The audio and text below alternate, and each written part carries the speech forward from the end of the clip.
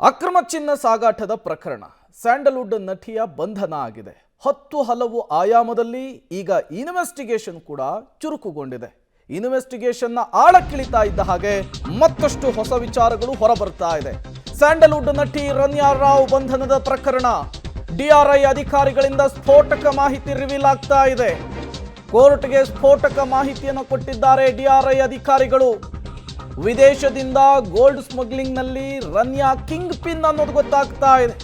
Public ಟಿವಿಯಲ್ಲಿ ನಟಿ Ranya gold smuggling ವಿಚಾರಕ್ಕೆ ಸಂಬಂಧಪಟ್ಟಂತೆ ಎಕ್ಸ್ಕ್ಲೂಸಿವ್ ಡೀಟೇಲ್ಸ್. ಇಲ್ಲಿಯವರೆಗೂ ಕೇವಲ ಪಾತ್ರಧಾರಿ ಮಾತ್ರ ರನ್ಯಾ ಅನ್ನುವಂತಹ ವಿಚಾರ ಇತ್ತು. ಡಿಆರ್ಐ ಅಧಿಕಾರಿಗಳ ಮುಂದೆ ಅದೇ ರೀತಿಯ ಹೇಳಿಕೆಯನ್ನ ನಟಿ ಕೊಟ್ಟಿದ್ಲು ಅನ್ನೋದು ಗೊತ್ತಾಗ್ತಾ ಇತ್ತು. ಬಟ್ ಯಾವಾಗ ಡಿಆರ್ಐ ಅಧಿಕಾರಿಗಳು ತನಿಖೆಯ ಆಳಕ್ಕಿಳಿದ್ರು, ಇನ್ವೆಸ್ಟಿಗೇಷನ್ ಅನ್ನು ಚುರುಕುಗೊಳಿಸಿದ್ರು, ರನ್ಯಾನೇ ಕಿಂಗ್ ಪಿನ್ ಅನ್ನೋದು ಗೊತ್ತಾಗ್ತಾ ಇದೆ. ಈಕೆಯೇ ಸೂತ್ರಧಾರಿ ಅನ್ನೋದು ಗೊತ್ತಾಗ್ತಾ ಇದೆ. ಹಾಗಾದ್ರೆ ಇಲ್ಲಿಯವರೆಗೂ ಎಷ್ಟು ಚಿನ್ನವನ್ನ ಖರೀದಿಸಿ ತಂದಿದ್ಲು, ಅದನ್ನ ಯಾರಿಗೆ ಮಾರಾಟ ಮಾಡ್ತಾ ಇದ್ಲು, ಈಕೆಯ ಜೊತೆಗೆ ಯಾರ್ಯಾರು ಸಾಥ್ ಕೊಟ್ಟಿದ್ರು, ಇವೆಲ್ಲವೂ ಕೂಡ ಈ ಪ್ರಕರಣದ ಸುತ್ತ ಎದ್ದಿರುವಂತಹ ಪ್ರಶ್ನೆಗಳ ಹುತ್ತ. ಅದಕ್ಕೆ ಈಗ ಇನ್ವೆಸ್ಟಿಗೇಷನ್ ಮೂಲಕ ಉತ್ತರವನ್ನು ಕಂಡುಕೊಳ್ಳುವುದಕ್ಕೆ ಅಧಿಕಾರಿಗಳು ಮುಂದಾಗ್ತಿದ್ದಾರೆ. ಹಾಗಾದ್ರೆ Ranya gold smuggling king pin details ಏನಿದೆ ನೋಡ್ತಾ ಹೋಗೋಣ. ವಿದೇಶದಿಂದ ಗೋಲ್ಡ್ ಸ್ಮಗ್ಲಿಂಗ್ನಲ್ಲಿ ರನ್ಯಾ ಕಿಂಗ್ ಪಿನ್ ಅನ್ನೋದು ಗೊತ್ತಾಗ್ತಾ ಇದೆ. ಈಕೆ ಕೇವಲ ಪಾತ್ರಧಾರಿ ಮಾತ್ರ ಅಲ್ಲ, ಸೂತ್ರಧಾರಿ ಅನ್ನೋದು ಕೂಡ ಗೊತ್ತಾಗ್ತಾ ಇದೆ. ಸದ್ಯದ ತನಿಖೆಯಲ್ಲಿ ರನ್ಯಾ ಇಡೀ ಪ್ರಕರಣದ ಕಿಂಗ್ ಪಿನ್, ಈಕೆಯೇ ಎಲ್ಲವನ್ನೂ ಕೂಡ ನಿರ್ವಹಿಸ್ತಾ ಇದ್ಲು, ಅದರಲ್ಲಿ ಬಂದಂತಹ ಲಾಭವನ್ನು ಪಡೆತಿದ್ಲು ಅನ್ನೋದು ಗೊತ್ತಾಗ್ತಾ ಇದೆ. ರನ್ಯಾ ಜೊತೆಗೆ ದೊಡ್ಡದಾದಂತಹ ಸಿಂಡಿಕೇಟ್ ಇದೆ, ವ್ಯವಸ್ಥಿತ ಜಾಲ ಇದೆ. ಈಕೆಯಿಂದ ಮಾತ್ರ ಆಗುವಂತಹ ಕೆಲಸ ಇದಲ್ಲ ಅನ್ನೋದು ಕೂಡ ಗೊತ್ತಾಗಿದೆ. ಆಕೆಯ ಮೊಬೈಲ್, ಲ್ಯಾಪ್ಟಾಪ್ನಿಂದ ಸಿಂಡಿಕೇಟ್ ಇರೋದು ಅನಾವರಣ ಆಗಿದೆ.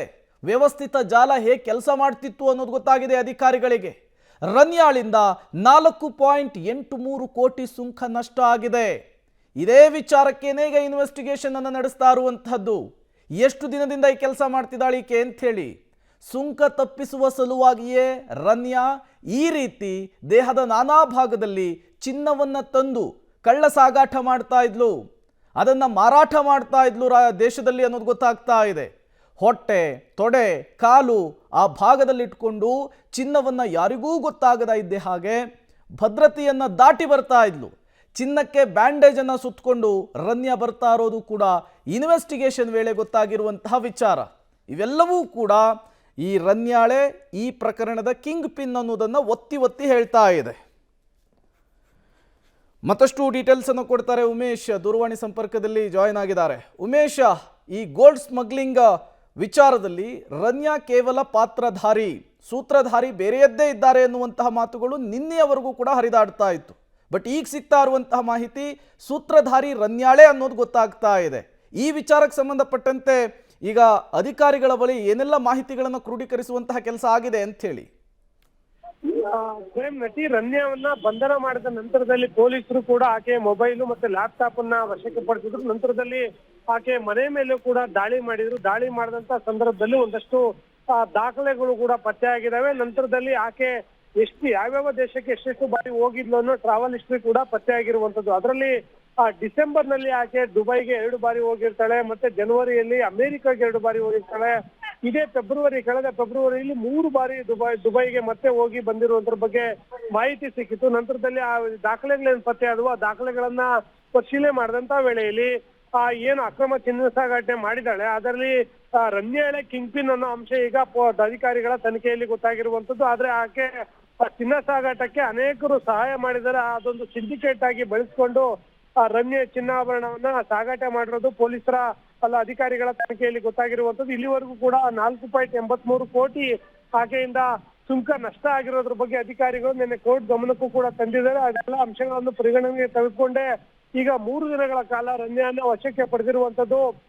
3 ದಿನಗಳ ನಂತರ ಈಗ ಆಕೆಯನ್ನ ಈಗೇನು ಇಲ್ಲಿವರೆಗೂ ಪತ್ತೆ ಆಗಿರುವಂತಹ ದಾಖಲೆಗಳ ಆಧಾರದ ಮೇಲೆ ವಿಚಾರಣೆ ಮಾಡ್ತಾರೆ. ವಿಚಾರಣೆ ವೇಳೆಯಲ್ಲಿ ಆಕೆ ಅವರ ಪರ ವಕೀಲರು ಕೆಲವೊಂದಷ್ಟು ಮನವಿ ಮಾಡಿಕೊಂಡ ಆಧಾರದಲ್ಲಿ ಆಕೆಗೆ ಪ್ರತಿದಿನ ಅಂದ್ರೆ 3 ದಿನಗಳಲ್ಲಿ ಪ್ರತಿದಿನ ಕೂಡ ಆಕೆ ಮೆಡಿಕಲ್ ಚೆಕಪ್ ಮಾಡಿಸ್ಬೇಕು, ಮತ್ತೆ ಅವರ ವಕೀಲರ ಜೊತೆಗೆ ಮಾತಾಡೋದಕ್ಕೆ ಅರ್ಧ ಗಂಟೆ ಅವಕಾಶ ಮಾಡಿಕೊಡ್ಬೇಕು, ಮತ್ತೆ ಮೂಲ ಸೌಕರ್ಯಗಳಾದಂತ ಊಟ, ತಿಂಡಿ, ಬಟ್ಟೆ ಎಲ್ಲವನ್ನು ಕೂಡ ಕೊಡಬೇಕು. ಒತ್ತಾಯ ಪೂರ್ವಕವಾಗಿ ಅಥವಾ ಕಿರುಕುಳ ಕೊಟ್ಟು ಆಕೆಯನ್ನು ವಿಚಾರಣೆ ಮಾಡಬಾರ್ದು ಅನ್ನೋ ಮಾತನ್ನು ಕೂಡ ನ್ಯಾಯಾಧೀಶರು ಹೇಳಿರುವಂತದ್ದು. ಅದ್ರ ಜೊತೆಗೆ ಆರೋಪಿತ ಸ್ಥಾನದಲ್ಲಿರುವಂತಹ ರಮ್ಯಾಗೂ ಒಂದು ಕಿವಿ ಮಾತು ಹೇಳಿರುವಂತದ್ದು. ಅಧಿಕಾರಿಗಳ ವಿಚಾರಣೆಗೆ ಸೂಕ್ತವಾಗಿ ಸ್ಪಂದಿಸಬೇಕು, ಒಂದು ವೇಳೆಯಲ್ಲಿ ಸ್ಪಂದಿಸಿಲ್ಲ ಅಂದ್ರೆ ಮತ್ತೆ ಕಸ್ಟಡಿ ಅವಧಿ ವಿಸ್ತರಣೆ ಮಾಡಬೇಕಾಗುತ್ತೆ ಅನ್ನೋ ಸೂಚನೆ ಕೊಟ್ಟು ಈಗ 3 ದಿನಗಳ ಕಾಲ ಕಸ್ಟಡಿಗೆ ಕೊಟ್ಟಿರುವಂತದ್ದು.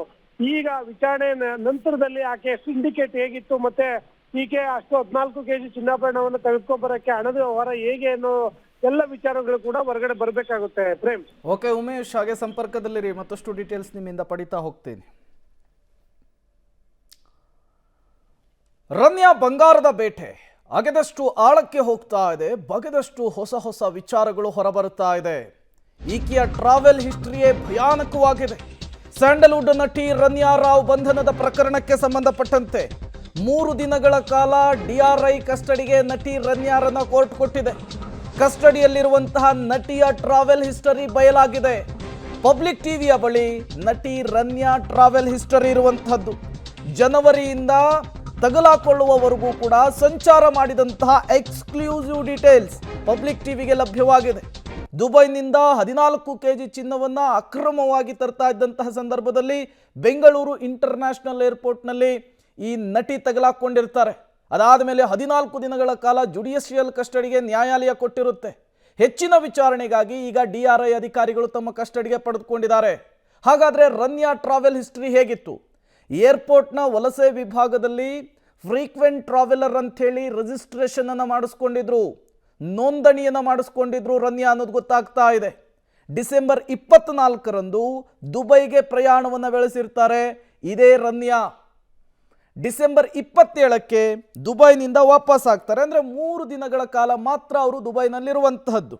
ಜನವರಿ 18ಕ್ಕೆ ಅಮೇರಿಕಕ್ಕೆ ಇದೇ ನಟಿ ಪ್ರಯಾಣವನ್ನು ಬೆಳೆಸ್ತಾರೆ. 7 ದಿನ ಅಮೇರಿಕಾದಲ್ಲಿ ತಂಗಿದ ನಂತರ ರಮ್ಯಾ ರಾವ್ ಮತ್ತೆ ದೇಶಕ್ಕೆ ವಾಪಸ್ ಆಗ್ತಾರೆ. ಜನವರಿ 25ಕ್ಕೆ ಅಮೇರಿಕಾದಿಂದ ಬೆಂಗಳೂರಿಗೆ ವಾಪಸ್ ಆಗಿದ್ದಾರೆ. ಇದೆಲ್ಲವೂ ಕೂಡ ರಮ್ಯಾ ಟ್ರಾವೆಲ್ ಹಿಸ್ಟರಿ.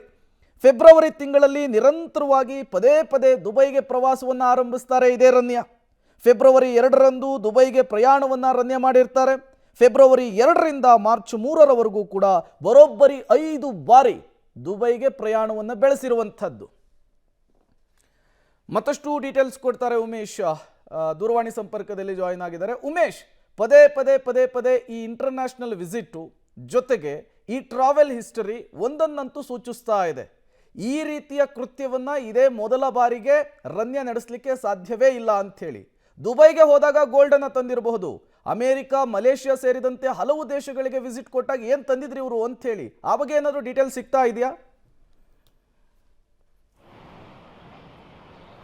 ಪ್ರೇಮ, DRI ಅಧಿಕಾರಿಗಳ ತನಿಖೆಯಲ್ಲಿ ನಟಿ ರಮ್ಯಾ 27 ಬಾರಿ ಬೇರೆ ಬೇರೆ ದೇಶಗಳಿಗೆ ಹೋಗಿ ಬಂದಿರೋದ್ರ ಬಗ್ಗೆ ಆಕೆಯ ಟ್ರಾವೆಲ್ ಹಿಸ್ಟ್ರಿ ಸಿಕ್ಕಿದೆ. ಅದರಲ್ಲಿ ಹೆಚ್ಚಾಗಿ ಆಕೆ ಪ್ರಯಾಣ ಮಾಡಿರುವಂಥದ್ದು ದುಬೈ ಮತ್ತು ಮಲೇಷ್ಯಾಗೆ ಅನ್ನೋದು ಆ ತನಿಖೆ ಹಂತದಲ್ಲಿ ಗೊತ್ತಾಗಿರುವಂಥದ್ದು. ಮತ್ತು ಏರ್ಪೋರ್ಟ್ನಲ್ಲಿ ಈಕೆ ಟ್ರಾವೆಲ್ ಹಿಸ್ಟ್ರಿ ಪೊಲೀಸ್ ಅಧಿಕಾರಿಗಳು ತೆಗೆದಂಥ ವೇಳೆಯಲ್ಲಿ ಆಕೆ ಅನೇಕ ಬಾರಿ ದುಬೈ ಮತ್ತು ಮಲೇಷ್ಯಾ, ಯುರೋಪಿಯನ್ ಕಂಟ್ರಿಗಳಿಗೆ ಹೋಗಿ ಬಂದಿದ್ದಾಳೆ. ಅದ್ರ ಜೊತೆಗೆ ಅಮೇರಿಕಾವು ಕೂಡ 2 ಬಾರಿ ಹೋಗಿ ಬಂದಿರೋದ್ರ ಬಗ್ಗೆ ಮಾಹಿತಿ ಸಿಕ್ಕಿದೆ. ಆದರೆ ಈ ಎಲ್ಲ ಅಮೇರಿಕಾಗೆ ಏನಕ್ಕೆ ಹೋಗಿ ಬಂದು ಅನ್ನೋದು ಒಂದು ಪ್ರಶ್ನೆ ಆಗುಳಿದಿದ್ರೆ, ದುಬೈ ಮತ್ತು ಮಲೇಷ್ಯಾಗೆ ಏನು ಪದೇ ಪದೇ ಹೋಗಿ ಬರ್ತಿದ್ರು, ಅದರಿಂದ ಅಧಿಕಾರಿಗಳಿಗೆ ಒಂದಷ್ಟು ಅನುಮಾನ ಮೂಡೋದಕ್ಕೆ ಕಾರಣ ಆಗುತ್ತೆ. ಯಾಕೆಂದರೆ ಈಕೆ ಯಾವುದಾದ್ರೂ ದೇಶಕ್ಕೆ ಹೋದರೆ ಅಲ್ಲಿ ಜಾಸ್ತಿ ದಿನ ಉಳ್ಕೋತಾ ಇರಲಿಲ್ಲ. ಇಲ್ಲಿಂದ ಹೋದ ಕೆಲವೇ 1-2 ದಿನಗಳಲ್ಲೇ ಆಕೆ ವಾಪಸ್ ಬಂದಿರುವಂಥದ್ದು. ಹಾಗಾಗಿ ಅನೇಕ ಬಾರಿ ಅಧಿಕಾರಿಗಳು ಕೂಡ ಚೆಕ್ ಮಾಡ್ತಾರೆ ಈಕೆ ಯಾವ ಕಾರಣಕ್ಕಾಗಿ ಪದೇ ಪದೇ ವಿದೇಶಗಳಿಗೆ ಟ್ರಾವೆಲ್ ಮಾಡ್ತಿದ್ದಾಳೆ ಅಂತ. ಚೆಕ್ ಮಾಡಿದಂಥ ವೇಳೆಯಲ್ಲಿ ಒಂದು ಅನುಮಾನ ಮೂಡುತ್ತೆ. ಈಕೆ ಚಿನ್ನಾಭರಣ ಏನೋ ಸಾಗಾಟ ಮಾಡ್ತಿರೋದ್ರ ಬಗ್ಗೆ ಮಾಹಿತಿ ಸಿಕ್ತು. ಆ ನಿಟ್ಟಿನಲ್ಲಿ ಅವರು ತನಿಖೆ ಮಾಡಿದ ನಂತರದಲ್ಲಿ ಮೊನ್ನೆ ಕಳೆದ ವಾರ ಆಕೆ ಪತ್ತೆ ಆಗಿರುವಂಥದ್ದು. ಇಲ್ಲಿವರೆಗೂ ಕೂಡ ಆಕೆ 27 ಬಾರಿ ವಿದೇಶಗಳಿಗೆ ಪ್ರಯಾಣ ಮಾಡಿರೋದು ಯಾವ ಕಾರಣಕ್ಕಾಗಿ ಅನ್ನೋದು ಅನುಮಾನ ನಿಟ್ಟಿನಲ್ಲೇ ಆಕೆಯನ್ನು ಚಿನ್ನಾಭರಣವನ್ನು ವಶಕ್ಕೆ ಪಡೆದು ನಂತರದಲ್ಲಿ ಈಗ ತನಿಖೆ ಮುಂದುವರಿತಾ ಇರುವಂಥದ್ದು. ಪ್ರಮುಖವಾಗಿ ಇಲ್ಲಿ ಏನು ಅಧಿಕಾರಿಗಳಿಗೆ ಈ ಪ್ರಶ್ನೆ ಆಗಿರುವಂಥದ್ದು, ಈಗ 14 kg ಚಿನ್ನಾಭರಣ ಏನು ತೊಗೊಬಂದಿದ್ದಾರೆ, ಆ ಚಿನ್ನಾಭರಣ ತೊಗೊಬರೋದಕ್ಕೆ ಅಲ್ಲಿ ಹಣವನ್ನು ದುಬೈನಲ್ಲಿ ಈಕೆಗೆ ಚಿನ್ನಕ್ಕೆ ಹಣ ಕೊಟ್ಟವ್ರು ಯಾರು, ಅಥವಾ ಇಲ್ಲಿಂದ ಹಣ ಅಲ್ಲಿಗೆ ಹೋಗಿ ತಗೊಂಡೋಗಿದ್ದು ಹೇಗೆ ಅನ್ನೋ ಪ್ರಶ್ನೆ ಈಗ ಇರುವಂಥದ್ದು. ಮತ್ತೊಂದು ಕಡೆ ಆಕೆ ಬೆಂಗಳೂರಿಗೆ ತಂದಂಥ ಚಿನ್ನವನ್ನು ಯಾರಿಗೆ ಕೊಡ್ತಿದ್ಲು ಅನ್ನೋ ಅನುಮಾನ ಕೂಡ ಇರುವಂಥದ್ದು. ಅದೇ ನಿಟ್ಟಿನಲ್ಲೇ ಈಗ ತನಿಖೆ ಮಾಡಿದಂಥ ವೇಳೆಯಲ್ಲಿ ಆಕೆಯ ಚಿನ್ನಾಭರಣ ಸಾಗಾಟದ ಕಿಂಗ್ ಪಿನ್ ಈಕೆ ಆಗಿದ್ದರೂ ಕೂಡ ಈಕೆಯ ಸುತ್ತ ಒಂದು ಸಿಂಡಿಕೇಟ್ ನಿರ್ಮಾಣ ಮಾಡಿಕೊಂಡು ಈ ಚಿನ್ನಾಭರಣವನ್ನು ಸಾಗಾಟ ಮಾಡ್ತಾ ಇರುವಂಥದ್ದು ತನಿಖೆ ವೇಳೆಯಲ್ಲಿ ಗೊತ್ತಾಗಿದೆ. ಈ ನಿಟ್ಟಿನಲ್ಲೂ ಕೂಡ ಇವತ್ತೇನು ಇವತ್ತಿಂದ ಅಧಿಕೃತವಾಗಿ ಆಕೆಯ ವಿಚಾರಣೆ ನಡಿಬೇಕಾಗುತ್ತೆ. ವಿಚಾರಣೆ ವೇಳೆಯಲ್ಲಿ ಎಲ್ಲ ಅಂಶಗಳಿಗೂ ಕೂಡ ಉತ್ತರ ಸಿಗಬೇಕಾಗಿತ್ತೆ. ಬಹುತೇಕ ಇಲ್ಲಿವರೆಗೂ ಸಿಕ್ಕಿರುವಂಥ ಪ್ರಾಥಮಿಕ ಹಂತದಲ್ಲಿ ರನ್ಯಾಳೆ ಕಿಂಗ್ ಪಿನ್ ಅನ್ನೋ ಅಂಶ ಕೂಡ ಬೆಳಕಿಗೆ ಬಂದಿದೆ. ಆದರೆ ಜೊತೆಗಿರುವಂಥ ಇತರ ವ್ಯಕ್ತಿಗಳು ಯಾರು ಅನ್ನೋದು ಇನ್ನಷ್ಟೇ ಗೊತ್ತಾಗಬೇಕಾಗಿರುವಂಥದ್ದು. ಓಕೆ ಉಮೇಶ್, ಹಾಗೆ ಸಂಪರ್ಕದಲ್ಲಿರಿ, ಮತ್ತಷ್ಟು ಡೀಟೇಲ್ಸ್ ನಿಮ್ಮಿಂದ ಪಡಿತಾ ಹೋಗ್ತೀನಿ.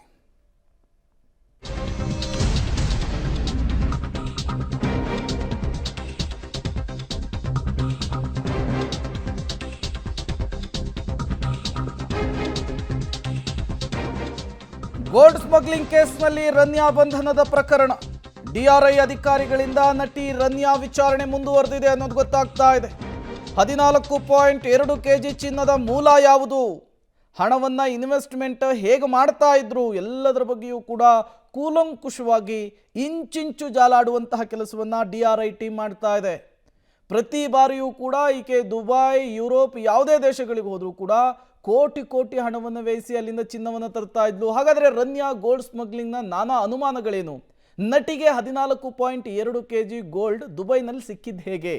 ಕೆಜಿಗಟ್ಟಲೆ, ಅದಾದ ಮೇಲೆ ಕೋಟಿ ಕೋಟಿ ಹಣವನ್ನು ಹೂಡಿ ತಾನೇ ಚಿನ್ನವನ್ನು ಖರೀದಿಸಿ ಅಕ್ರಮವಾಗಿ ತಂದ್ಲಾ ಅನ್ನುವಂತಹ ಗುಮಾನಿ ಕೂಡ ಈಗ ಅಧಿಕಾರಿಗಳ ತಲೆಯಲ್ಲೆದ್ದಿದೆ.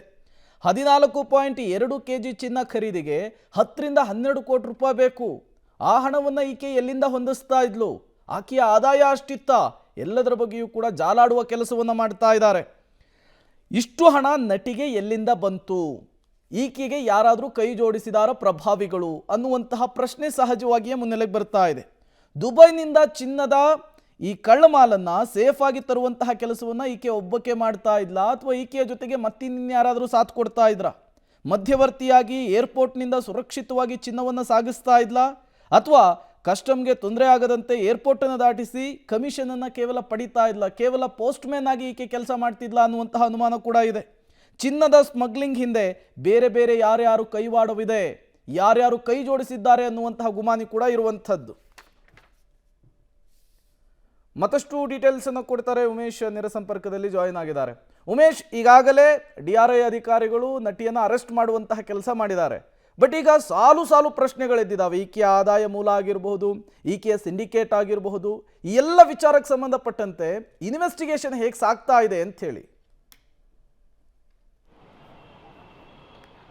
ಪ್ರೇಮ್, ಈಗೇನು ರನ್ಯಾನ ವಶಕ್ಕೆ ಪಡೆದಿರುವಂಥ ಅಧಿಕಾರಿಗಳು ಪ್ರಾಥಮಿಕವಾಗಿ ವಿಚಾರಣೆ ಮಾಡಿದಂಥ ವೇಳೆಯಲ್ಲಿ ಆಕೆ ಕೇವಲ PUC ಮಾತ್ರ ಓದಿರುವಂಥದ್ದು, ಒಂದೆರಡು ಸಿನಿಮಾಗಳಲ್ಲಿ ಆ್ಯಕ್ಟ್ ಮಾಡಿರೋದು ಬಿಟ್ಟರೆ ಆಕೆ ಏನು ಅಷ್ಟೊಂದು ದೊಡ್ಡ ಮಟ್ಟದ ಆದಾಯದ ಯಾವುದೇ ಕೆಲಸ ಇರೋದಿಲ್ಲ. ಆದರೂ ಕೂಡ ಈಕೆಗೆ ಈಗ ಏನು 14 kg ಚಿನ್ನಾಭರಣವನ್ನು ದುಬೈಯಿಂದ ಬೆಂಗಳೂರಿಗೆ ತರ್ತಾ ಇದ್ಲು. ಆ ಸಂದರ್ಭದಲ್ಲಿ DRI ಅಧಿಕಾರಿಗಳು ವಶಕ್ಕೆ ಪಡೆದಿರುವಂಥದ್ದು. ಆದರೆ ಇಲ್ಲಿ ಪ್ರಶ್ನೆ ಎದ್ದಿರುವುದೇನೆಂದರೆ 14 kg ಚಿನ್ನಾಭರಣಕ್ಕೆ ಹಣ ತೆಗೆದುಕೊಂಡಿದ್ದು ಹೇಗೆ ಅನ್ನೋದು ಇವಾಗ ಪ್ರಶ್ನೆ ಆಗಿರುವಂಥದ್ದು. ದುಬೈನಲ್ಲಿ ಈಕೆಗೆ 10 ರಿಂದ 12 ಕೋಟಿ ದುಡ್ಡು ಬೇಕಾಗುತ್ತೆ, ಅಷ್ಟು ದುಡ್ಡು ಈಕೆ ಬಳಿ ಇತ್ತ ಅನ್ನೋದೊಂದು ಪ್ರಶ್ನೆ. ಆದರೆ ಇಲ್ಲಿಂದ ಆಕೆ 10 ರಿಂದ 12 ಕೋಟಿ ದುಬೈಗೆ ತಗೊಂಡೋಗಿದ್ದು ಹೇಗೆ, ಆ ಚಿನ್ನವನ್ನು ಖರೀದಿ ಮಾಡಿದ್ದು ಹೇಗೆ ಅನ್ನೋ ಪ್ರಶ್ನೆ ಕೂಡ ಇರುವಂಥದ್ದು. ಅದ್ರ ಜೊತೆಗೆ ಈಕೆ ಏನಾದರೂ ಕಮಿಷನ್ ಆಧಾರದ ಮೇಲೆ ಏನಾದರೂ ಕೆಲಸ ಮಾಡ್ತಿದ್ದಾಳ ಅನ್ನೋ ಅನುಮಾನ ಕೂಡ ಅಧಿಕಾರಿಗಳಿಗಿದೆ. ಯಾಕೆಂದರೆ ಈಕೆ DGP ಮಗಳಾಗಿರೋ ಕಾರಣಕ್ಕಾಗಿ ಈಕೆ ಏರ್ಪೋರ್ಟಿಂದ ಈಸಿಯಾಗಿ ಹೊರಗಡೆ ಬರ್ಬೋದು. ಅದೇ ನಿಟ್ಟಿನಲ್ಲಿ ಈಕೆಯನ್ನು ಕೇವಲ ಒಂದು ಕಡೆಯಿಂದ ಒಂದು ಕಡೆಗೆ ಚಿನ್ನ ಸಾಗಾಟಕ್ಕೆ ಮಾತ್ರ ಈಕೆಯನ್ನು ಬಳಕೆ ಮಾಡಿಕೊಂಡ್ರೆ ಯಾರಾದರೂ ಅನ್ನೋ ಅನುಮಾನ ಇರುವಂಥದ್ದು.